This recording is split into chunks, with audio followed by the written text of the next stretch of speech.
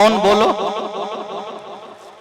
مولانا روم رحمت اللہ تعالی علیہ بہت بڑے عالم ہیں، اتنے بڑے عالم ہیں دوستو کہ جن کی صرف ایک کتاب مثنوی شریف جہان کے اندر ہے، لیکن لوگوں سارے لوگ نہ وہ کتاب پڑھ سکتے ہیں نہ پڑھا سکتے ہیں، اتنے بڑے عالم ہیں۔ میرے نبی کریم کے دربار کے مقبول مولانا روم، بولو کیا نام ہے؟ ان کے خیال میں آئی بات، کہنے لگے کہ حضرت شمس تبریز ان کے دربار پر جاتے ہیں، جا کر مرید ہوتے ہیں، ان کے مرید بنتے ہیں، چلے گئے، جہاں پہنچے نا دربار پر، تو دربار پر جو دروازہ تھا اس دروازے کے سامنے ایک دربان کھڑا تھا، چوکیدار کھڑا ہے۔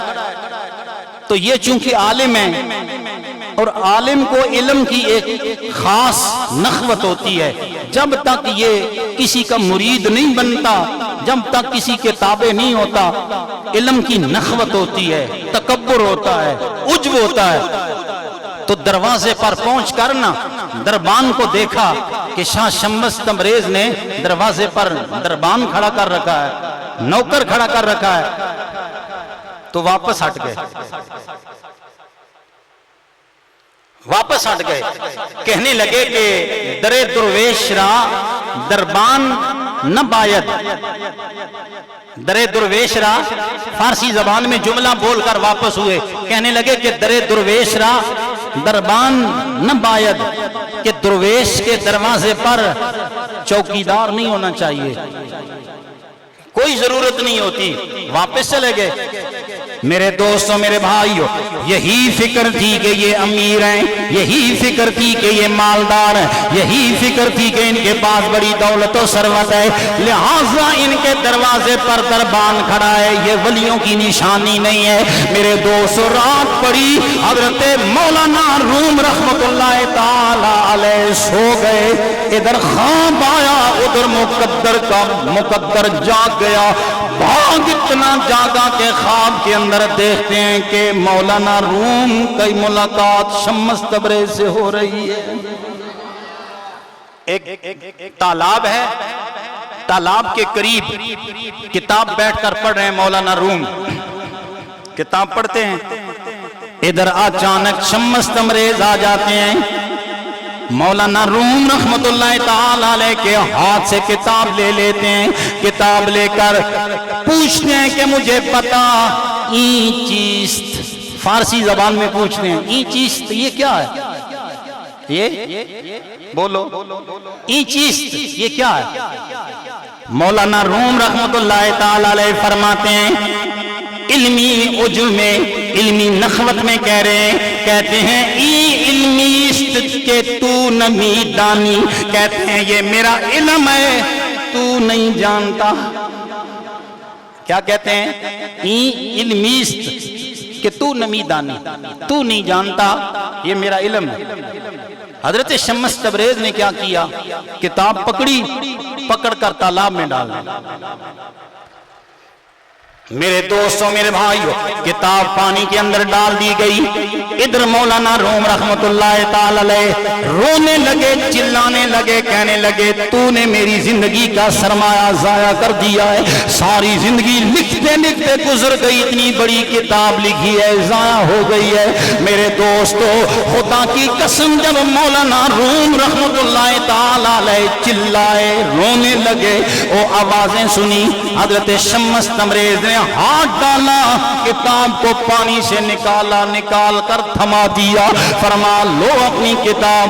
انہوں نے کتاب کو دیکھا کہ پانی کے تالاب سے نکلی ہوئی کتاب پر ذرہ برابر بھی پانی کی تری نظر نہیں آ رہی، خشک کتاب انہوں نے پکڑائی، فرمایا یہ لو، حیران ہو گئے کہ تالاب سے کتاب نکالی ہے اور ہے خشک،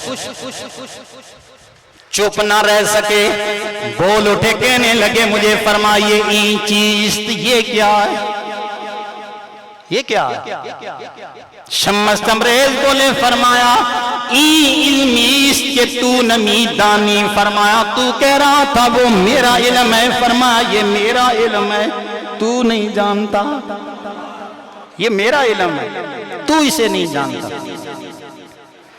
خواب کے اندر یہ ماحول دیکھا، جاگے دوستو پھر چین نہیں آ رہا، پھر سکون نہیں آ رہا، پھر قرار نہیں آ رہا، دوڑتے گئے شمس تبریز کے دروازے پر گئے، اب بھی دربان کھڑا ہے لیکن کوئی بات نہیں کی ہے، اندر داخل ہو گئے۔ میرے دوستو جب اندر گئے، دربان سے گزر کر گئے، اندر گئے تو حضرت شمس تبریز بیٹھے ہیں۔ فرمایا آنے والے بتانا وہاں ایک جملہ بولا تھا جب کل میرے دروازے پر آئے تھے، واپس چلے گئے تھے تو کہہ رہے تھے جو جملہ وہ ذرا سناؤ۔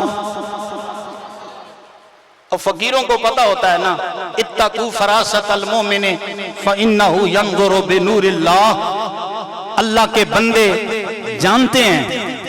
کہنے لگے کہ جب کل آئے تھے ایک جملہ بول کر گئے تھے کہ درے دربان درے درویش را دربان نہ باید، کہ درویش کے دروازے پر دربان نہیں ہونا چاہیے، درے درویش را دربان نہ باید۔ فرمایا یہ جملہ ذرا بولو، تو مولانا روم نے دوبارہ بولا، مجبوراً مرتے کیا نہ کرتے، بولا وہ جملہ۔ تو حضرت شمس تبریز فرمانے لگے اب ایسا کرو اس کے ساتھ ایک اور جملہ ملا لو، جملہ ملاؤ گے تو شعر پورا بن جائے۔ انہوں نے کہا حضور پھر کیا ملاؤں؟ فرمایا پہلے کہتے کہ درے درویش را دربان نہ باید، اب آگے ملا لو باید تا سگے دنیا نہ آید۔ فرمایا ملاؤ کہ درویشوں کے دروازے پر دربان اس لیے ہونا چاہیے کہ کتے نہ آ جائیں۔ فرمایا اب کہہ دو باید تا سگے دنیا نہ آید، اس لیے فرمایا ارے فقیروں کے دروازے بھی ہوتے ہیں لیکن اللہ کے ولی امیر بھی ہوتے ہیں۔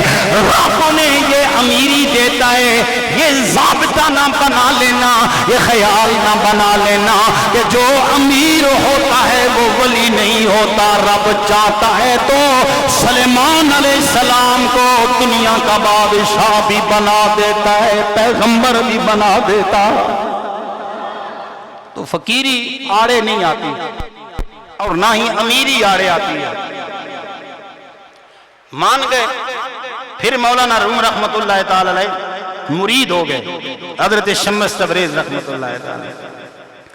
بات سمجھانے کی مراد میرے ویر میرے بھائی ہے، ولیوں کے بارے میں ہم اپنے پاس سے یہ ماحول رکھتے ہیں۔ میں نے کہا میرے ویر خدا کی قسم ولیوں کو بھی اللہ تعالیٰ کا ڈر آتا ہے، یہ نہ سمجھو کہ انہیں ڈر نہیں آتا، لیکن اللہ کے ولیوں کو فقط اللہ کا ڈر ہوتا ہے، تجھے مجھے سارے جہان والوں کا ڈر ہوتا ہے۔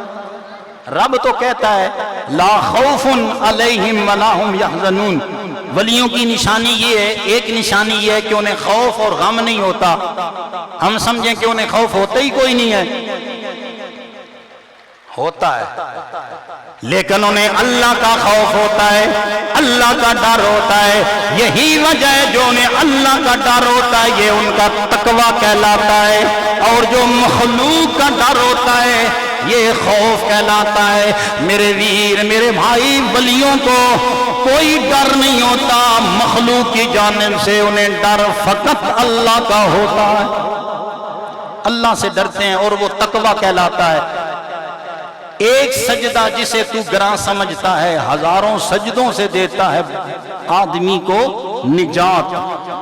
ایک بندہ اللہ کے دروازے پر ہو جائے یک در گیر محکم گیر، ایک دروازے پر بندہ جھک جائے، ہزاروں دروازوں سے بندے کو کوئی ضرورت نہیں ہوتی اور وہ اللہ کی ساتھ لو لگائی ہوتی ہے۔ فقیر درویشوں کا یہ ماحول ہوتا ہے، ان کی لو رب سے ملی ہوتی ہے۔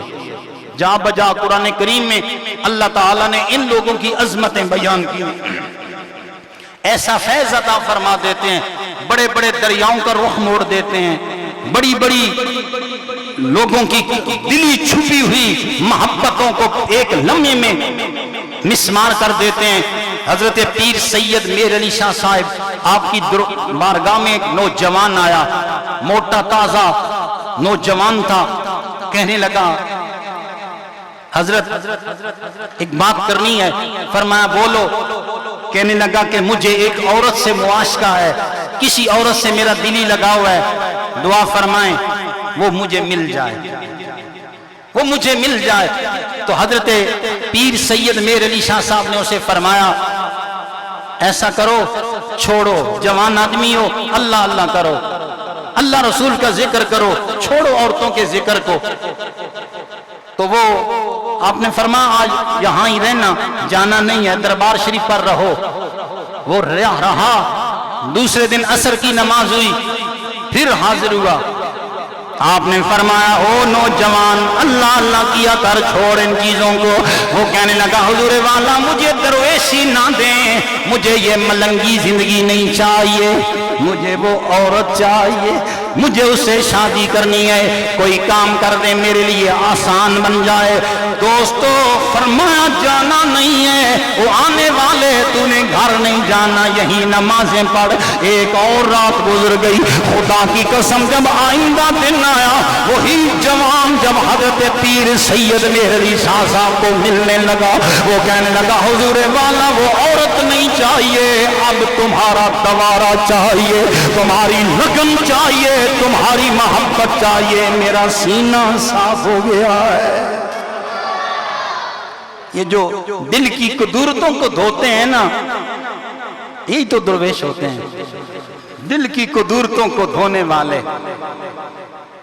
اور آپ دیکھتے ہیں کہ ان لوگوں کے ساتھ وابستہ لوگ یقیناً ان کے چہرے مورے، ان کا بیٹھنا اٹھنا، ان کے طور اطوار بدلے بدلے نظر آتے ہیں، اور وہ بہت اللہ اور اللہ کے رسول کی محبت کے گرفتار نظر آتے ہیں۔ یہ کیوں ہو جاتا ہے؟ درویشوں کے پاس رب کی رحمت موجیں مارتی ہے، رہنے پر اثر ہو جاتا ہے۔ حضرت عبداللہ ابن مبارک نام تو سنا ہوگا، بہت بڑے محدث ہیں، بہت بڑے محدث عالم ہیں، راستے پر گزر رہے ہیں۔ میں نے پہلے عرض کیا نا، عمر کا بھی تقاضا نہیں ہوتا کہ آپ کسی چھوٹی عمر کے بچے کو دیکھیں کہ یہ ولی ہے، آپ اس کا انکار کر دیں، یہ بھی معیار نہیں ہے۔ عبداللہ ابن مبارک گزر رہے ہیں، بچہ ایک بیٹھا ہے، مٹی اور ریت کے ساتھ کھیل رہا ہے، وہ چھوٹے چھوٹے گھروندے بناتا ہے، مکان چھوٹا بناتا ہے، بنا کر پھر توڑ دیتا ہے، بناتا ہے پھر توڑ دیتا ہے۔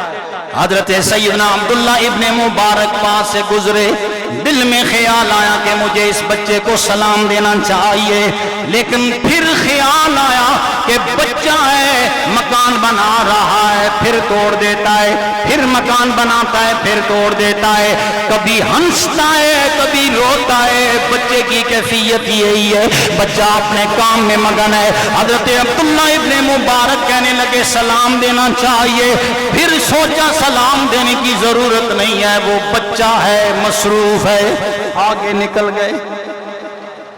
گئے آگے، تھوڑے سے پار گئے نا، دل کہنے لگا او عبداللہ ابن مبارک یہ بچہ ہی ہے، لیکن بچوں کو بھی مدنی ماہی تو سلام دیا کرتے تھے، آمنہ کا لال تو سلام دے دیا کرتا تھا، لہٰذا میں نے سنت رسول کو چھوڑ دیا ہے، واپس مڑ آئے، واپس مڑ کر کہنے لگے ایھا الطفل السلام علیکم، او بچے تجھے میرا سلام، ایھا الطفل السلام علیکم، تو بچے تجھے میرا سلام ہو۔ بچے نے سلام سنا نا، وہ جو گھر بنا رہے تھے اس کو چھوڑ کر اوپر دیکھا، عبداللہ ابن مبارک کی جانب دیکھا، دیکھ کر کہنے لگے وعلیکم السلام یا عبداللہ ابن مبارک، او عبداللہ ابن مبارک تجھے بھی سلام۔ انہوں نے نام سنا اپنا والد کا، کہنے لگے میرے بیٹے مجھے میں سلام کا جواب دیتے ہوئے میرا نام بھی لے رہا ہے، میرے باپ کا نام بھی لے رہا ہے، یہ تجھے کس نے بتایا ہے؟ دوستو وہ بچہ کہنے لگا اے عبداللہ ابن مبارک، جس کی معرفت اللہ کے لیے ہو جائے، جو اللہ کو پہچانتا ہے وہ سارے جگ کو پہچانتا ہے، جسے رب کی پہچان آ گئی اسے سارے جہان کی پہچان آ گئی۔ جو رب کو جانتا ہو وہ تمہیں نہیں جانے گا۔ سمجھ گئے کہ یہ بچہ بچہ نہیں ہے، یہ تو عارف باللہ ہے، یہ عارف باللہ ہے۔ کہنے لگے کہ غنیمت سمجھتا ہوں، ایک دو سوال کرتا ہوں، کوئی سوالوں کے جواب مل جائیں۔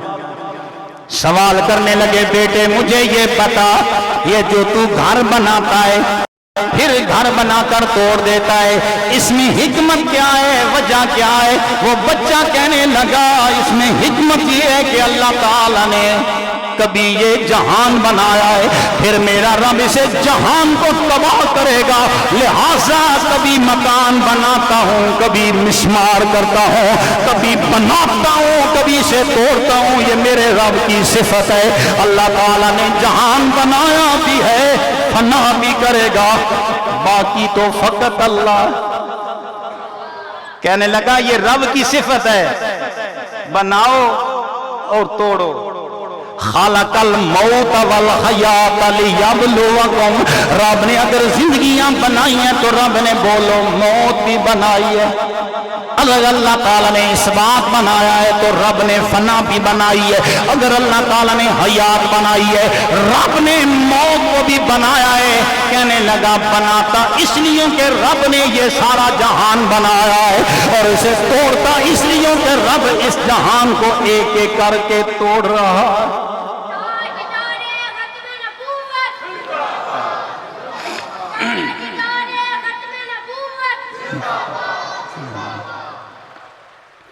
پھر سوال کرنے لگے بیٹے یہ روتا بھی ہے اور ہنستا بھی ہے، اس کی حکمت کیا ہے؟ وہ بچہ کہنے لگا حضور والا عالم ارواح میں اللہ تعالیٰ نے ہم سارے لوگوں سے سوال کیا تھا الستو بربکم، کیا میں تمہارا رب نہیں؟ میں نے بھی جواب دیا تھا، تم نے بھی جواب دیا تھا۔ قالوا بلا، یا اللہ کیوں نہیں تو ہمارا رب ہے؟ فرمایا ہم نے وہاں اقرار تو کر دیا تھا، روتا اس لیے ہوں کہ ہم اللہ تعالیٰ کو مان تو چکے ہیں لیکن حق ادا نہیں کیا، حق ادا نہیں کیا۔ روتا اس لیے ہوں اور ہنستا اس لیے ہوں کہ رب نے کرم کمایا، اپنے یار کی امت میں رکھا ہے، فضل فرمائے گا۔ یہ میرے ہنسنے کی وجہ ہے۔ آپ نے لگے ہاتھوں نا اس بچے سے ایک اور بات پوچھی، اور وہ تمہارے لیے اور میرے لیے بھی بڑی کام کی چیز ہے۔ کہنے لگے میرے بیٹے مجھے ایک بات بتا، یہ جو عقل ہے اور نفس ہے اس میں کیا فرق ہوتا ہے؟ عقل اور نفس اس میں فرق کیا ہے؟ بچے نے بڑی اصرار کے ساتھ جواب دیا، فرمانے لگے جناب والا جب تم آئے تھے میرے پاس سے گزر گئے تھے، مجھے سلام نہیں دیا تھا، آگے چلے گئے، فرمایا جو چیز تمہیں آگے لے گئی وہ تمہارا نفس تھا جس نے یہ خیال بنایا کہ میں بہت بڑا محدث، میں بہت بڑا عالم ہوں، مجھے سلام دینے کی ضرورت نہیں ہے۔ فرمایا جو چیز تمہیں آگے لے گئی ہے اس چیز کا نام ہے نفس، یہ نفس ہے۔ فرمایا عقل کیا ہے؟ فرمایا جب تم وہاں پہنچے تو پھر تمہارا خیال بنا بچے کو سلام دے دینا چاہیے، میرے نبی کریم کی سنت ہے کہ بچوں کو بھی سلام دیتے ہیں، لہذا تو واپس آ گیا۔ فرمایا جو چیز تمہیں واپس لے آئیے اس چیز کا نام ہے عقل، اس چیز کا نام ہے عقل۔ عقل استعمال ہو تو کئی کام سنور جاتے ہیں، اور نفس کا پجاری بندہ بنا رہے تو نفس تو انسان کو انتہائی ضلالت، انتہائی گمراہی کے گڑھوں میں ڈال دیتی ہے۔ یہ وجہ ہے میرے دوستوں، میرے بھائیوں، ان اولیاء اور ان فقیروں کی درویشی سے نسبت رکھنے میں ہمارے ان اکابر نے بڑا کردار ادا کیا ہے، ان کو بھلایا نہیں جا سکتا۔ جب بھی یہ لمحات، یہ ایام سفر المظفر کے آخری دن آتے ہیں تو ولیوں کی شان اور ولیوں کی عظمت آشکارا ہوتی ہے کہ لاکھوں مقامات پر ان کے عرس ہو رہے ہیں۔ اور حضرت داتا صاحب وہ بزرگ ہیں جنہوں نے ہمارے ملک پاکستان میں ہی نہیں بلکہ پورے بر صغیر کے اندر مذہب حنفیت کا پرچم گاڑا ہے، اور ہم حنفی ہیں اور ہمیں ناز ہے کہ حضرت داتا علی حجویری جیسے مرد کلندر بھی حنفی ہیں۔ بولو کیا ہے؟ کون ہے؟ کون ہے؟ حنفی ہے۔ یہ داتا صاحب نے خود لکھا اپنی کتاب میں، فرماتے ہیں میں حضرت بلال حبشی کے روزے پر گیا، وہاں مجھے نیند آ گئی، میں سویا تو میں نے دیکھا کہ نبی کریم صلی اللہ علیہ وآلہ وسلم اپنی گود میں کوئی چیز اٹھائی ہوئی ہے اور اٹھا کر مکہ پاک کے اندر دروازے باب بنو شیبہ سے اندر داخل ہو رہے ہیں۔ کہتے ہیں مجھے حیرانگی ہو گئی، میں نے حضور کے قدموں سے لپٹ کر عرض کیا یا رسول اللہ کیا اٹھا رکھا ہے؟ اوپر حضور نے کپڑا دے رکھا ہے۔ سرکار سے سوال کیا یا رسول اللہ یہ کیا ہے؟ تو داتا صاحب فرماتے ہیں نبی کریم نے فرمایا اے داتا علی حجویری، یہ تیرا بھی امام ہے اور تیرے علاقے کا امام ابو حنیفہ ہے، ان کو رسول اللہ نے اٹھایا ہوا ہے۔ میں سمجھتا ہوں کہ جن کے نیچے قدم مضبوط ہوں، جن کے نیچے بنیادیں مضبوط ہوں، وہ کبھی نہیں گرتا۔ اور لوگوں جس عمارت کی بنیاد مضبوط بنائی جائے وہ عمارت کبھی نہیں گرتی۔ تو جس امام ابو حنیفہ کو رسول اللہ نے اٹھا رکھا ہے، وزن امام ابو حنیفہ کا ہے، پیر رسول اللہ کے ہیں، اور رسول اللہ نے اٹھا کر ان کو حضرت داتا صاحب کو بتا دیا یہ تیرا بھی امام ہے، تیرے علاقے کے لوگوں کا بھی امام ہے۔ تو اس کا مطلب یہ بنا کہ حنفیت کا مذہب یہ کمزور نہیں، اس کی بنیادوں میں رسول اللہ کی قوت موجود ہے۔ لہٰذا داتا صاحب نے یہ بات ہمارے سامنے ظاہر کر کے بتا دیا، او سنیو تمہیں مبارک ہو، بر صغیر کے اندر بہت بڑے بڑے آستانے ہیں، لیکن داتا صاحب نے اسلام کی بھی خدمت کی ہے اور مذہب حنفیت کی بھی بہت بڑی خدمت کی ہے کہ اس جیسے مرد کلندر مذہب حنفیت میں ہیں۔ اللہ تعالیٰ کی ذات پاک ان آستانوں کو آباد شاد فرمائے اور ان کے متوسلین، تعلق دار اور ان سے محبت رکھنے والے لوگوں کو چار دانگ عالم عزت عطا فرمائے۔ وما علینا